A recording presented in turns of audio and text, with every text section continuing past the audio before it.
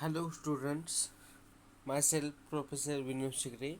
I am teaching you the subject called Basic Civil Engineering, in which we saw the building planning and construction and transportation engineering up till now.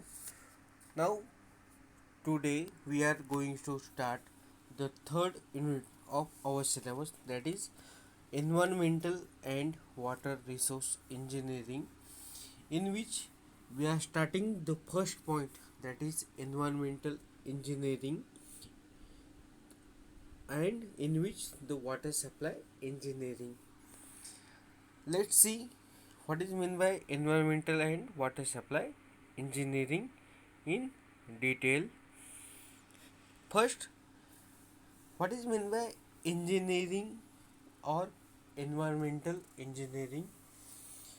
Environmental engineering is the branch of engineering that is concerned with protecting people from the effects of adverse environmental effects such as pollution, as well as improving environmental quality.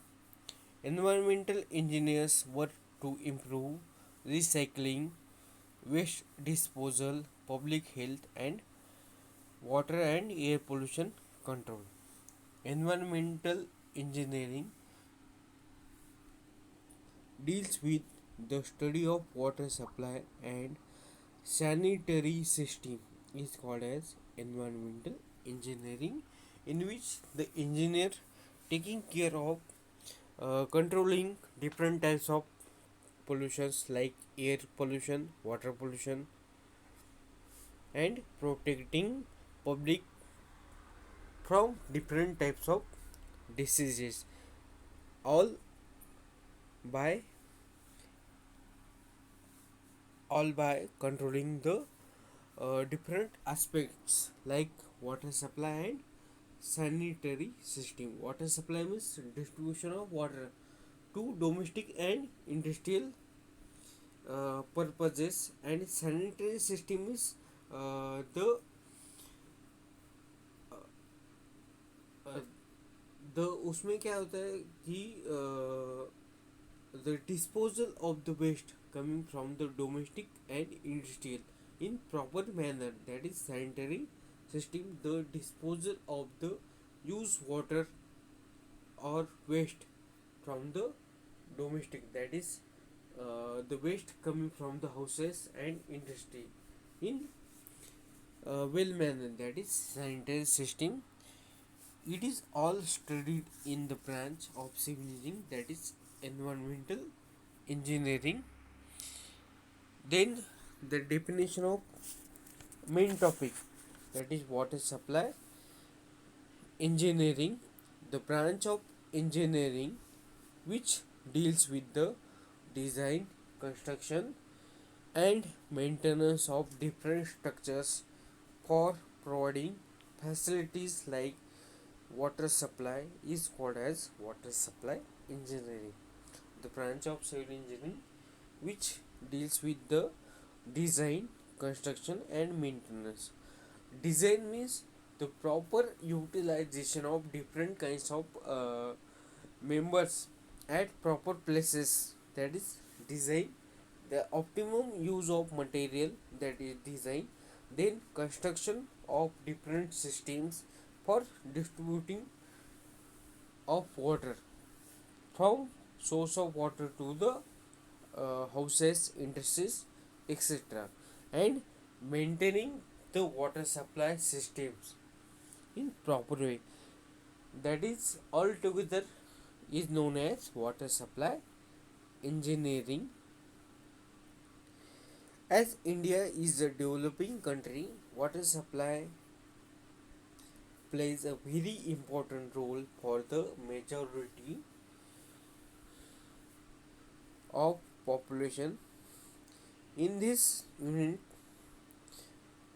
water supply is discussed with regard to water supply and sanitation facilities in rural as well as in urban areas. Water is nature's free gift to living beings or human beings. The use of water by men, plants, and animals is universal. There is no life without water. Water is as important as air. Man can survive without food for about 2 months, but he can hardly survive for 3 or 4 days without water. In addition to direct water consumption, water plays an important role in the manufacture of essential needs, generation of electric power, industrial activities, and irrigation, etc. Irrigation means artificial watering of water to the farm. That is irrigation. With our growing population and industrial development, the demand of water is also increasing day by day. In modern society, an engineer is given the duty to design a water supply scheme for a particular community. Therefore, it is necessary for an engineer to know the quantity and quality of water required for supplying water to the community, and also the quantity and quality of water available from various sources of the water. Then, types of water demand, that is the demands of different sources like domestic, industrial, fire demand. These are classified in 5 categories. First is domestic water demand. Second is industrial and commercial water demand. Third is demand for public uses. Fourth is fire demand, and last is water required to compensate losses in waste or theft, that is पानी की चोरी करना, that is theft of water. We see one by one in detail. Domestic water demand, that is first and important water demand. The domestic water demand includes the water required in private buildings for drinking, cooking, bathing, lawn sprinkling, gardening, sanitary purposes, etc. The amount of domestic water consumption per person varies according to living conditions of the consumer.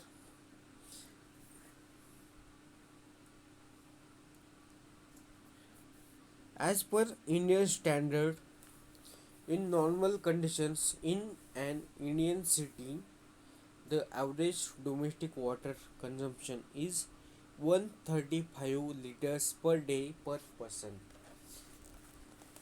In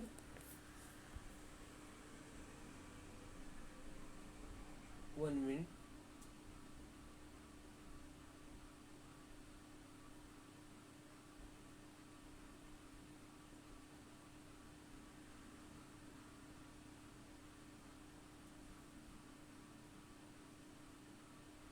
In a developed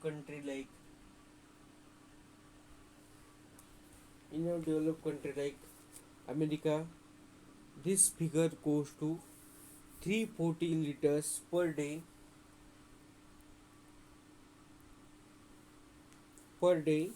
per person. In India, the value is 135 liters per day per person. For Indian villages, the figure is as low as 40 liters per day per person, and the same is considered for drinking purposes. The average domestic water consumption in an Indian city is shown in the table. For drinking purpose, 5 liter per day per person is consumption of water. For cooking, it is also 5 liters per day per person. Bathing, the water consumption or water demand is 55 liters per day per person. For washing clothes, it is 20 liters per day per person. For washing utensil, that is 10 liters per day per person. Washing houses, it is also 10, and flushing in latrines etc. is 30 liters per day per person. That is this is domestic water demand. Next is industrial and commercial water demand. This includes the quantity of water required to be supplied to offices, factories, different industries, hostels, hospitals, etc. A provision of 20 to 25% of total water consumption is made for industrial and commercial water demand. The demand may vary from 40 to 450 liters per day per person according to type of the city. The industrial water demand is mainly depend upon the purpose or the type of water requirement for which purpose the water is required. According to that, the requirement or demand is depend. It is generally varies from 40 to 450 liters per day per person. The provision of industrial and commercial water demand is about 20 to 25% of total water consumption is made. Next, water demand is demand for public uses. This includes the quantity of water required for public purposes such as watering of public parks, gardening, washing and sprinkling on roads. The water required for the public places to water is known as demand for public uses. The nominal amount for demand for public uses is about 2 to 5% of total water consumption. The values you have to remember how much water consumption for different kinds of demand. For industrial and commercial water demand, it is 20 to 25% of total water consumption.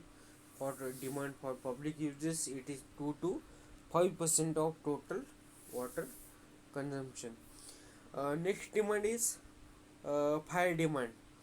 In thickly populated and industrial areas, outbreaks of fire may take place, like MIDC area in which many industries are developed.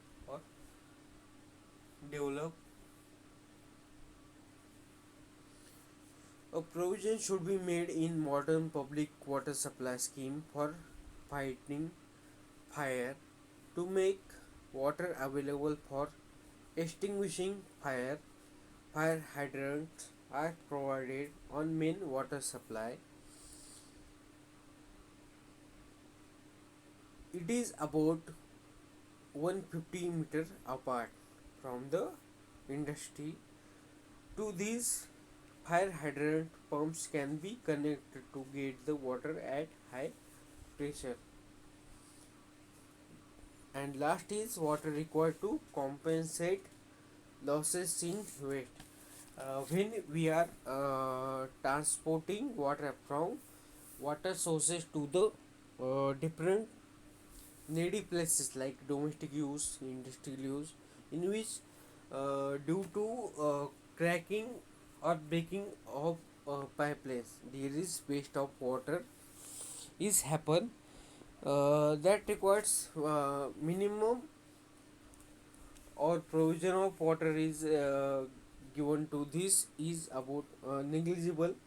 Also the water is also theft from different places when pipeline is broken. Then different types of peoples are thefting the water from that source. That are the total water demand. Different water demands like domestic water demand, industrial and commercial water demand, then demand for public uses, then demand for fire fighting fire and water required to compensate the losses in waste and threatening of water.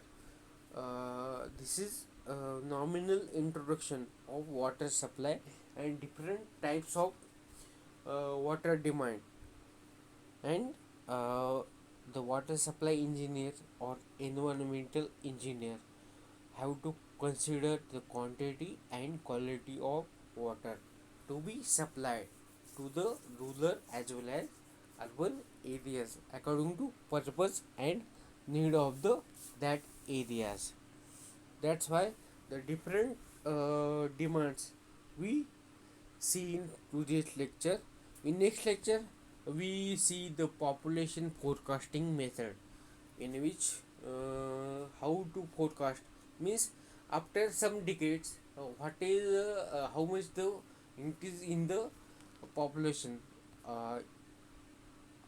Now suppose we have 135 crores population of India. After 10 years, how much the value or how much the what is the number or what should be the number that will calculated by the population forecasting methods.